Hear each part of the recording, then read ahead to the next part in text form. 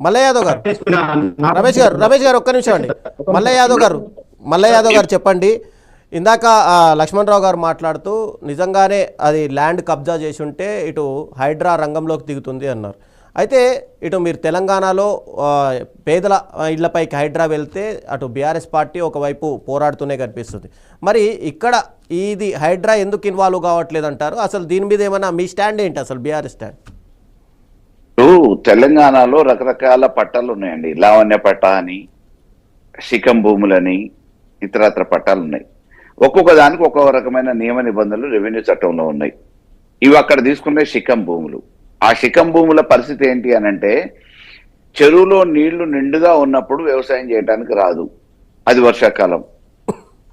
ఎండాకాలంకి వచ్చేటప్పటికి నీళ్లు తగ్గుతాయి. ఆ టైంలో ఆ చెరువు పక్కన ఉన్న ఖాళీ భూములలో మీరు ఆ నీళ్లను వాడుకుంటూ వ్యవసాయం చేసుకోవచ్చు. అది శిఖం భూముల పరిస్థితి.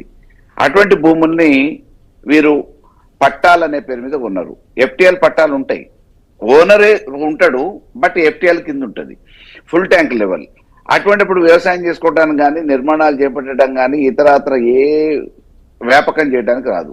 నీళ్లు అందరివి. అక్కడ చెరువులో నీళ్లు తాగటానికి అందరికీ హక్కు ఉంటుంది. పశువులకి మేతతో పాటు ఏదైనా చేసుకోవడానికి అవకాశం ఉంటుంది.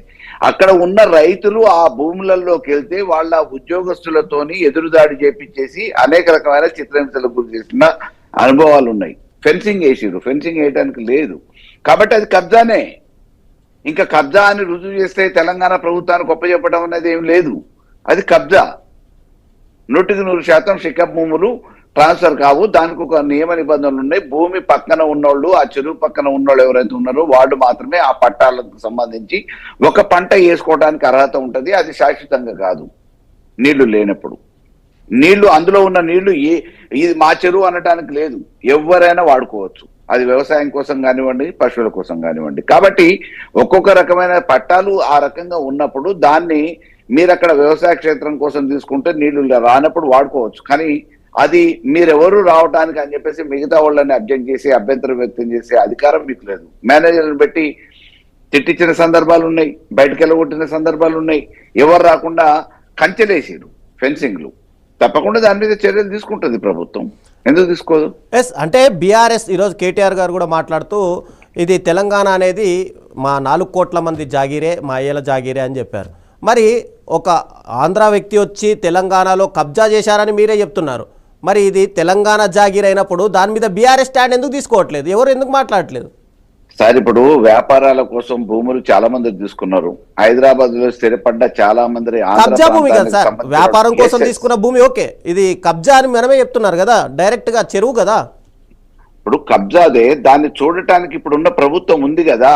మేము ఇప్పుడు ప్రభుత్వంలో లేము, అధికారంలో లేము. ప్రభుత్వ పరంగా చర్యలు తీసుకోవాలి, చట్టపరంగా నిర్ణయాలు తీసుకోవాలి, దాన్ని పట్టాన్ని క్యాన్సిల్ చేయాలి, వాళ్ళని అక్కడి నుంచి వెకెట్ చేయాలి. ఆ బాధ్యత ప్రభుత్వంలో ఉన్నోళ్ళు తీసుకుంటారు. రేపు మేము అధికారంలోకి వచ్చిన తర్వాత డెఫినెట్ గా చేస్తాం, డెఫినెట్ గా ఈ భూములపైన యాక్షన్ ఉంటుందంటారు. యా, తప్పకుండా. ఎన్నో సందర్భాలలో చేసిన దాఖలాలు ఉన్నాయి. ఈ రోజు మేము దౌర్జన్యంగా పోలేం కదా, చట్టాన్ని మా చేతిలోకి తీసుకోలేం కదా. ప్రభుత్వం ఉంది, అక్కడ రైతులు ఆల్రెడీ మాట్లాడుతూనే ఉన్నారు. ఈ ప్రభుత్వం ఆ నిర్ణయం తీసుకోకపోతే రేపు ప్రభుత్వం బదలాయింపు తప్పకుండా జరుగుతుంది. మేము అధికారంలోకి వచ్చిన తర్వాత మేము వెంటనే ఆ రికార్డులన్నింటినీ పరిశీలిస్తాం, చట్టపరంగా నిర్ణయాలు తీసుకుంటాం. ఎస్, రమేష్ గారు చెప్పండి. అటు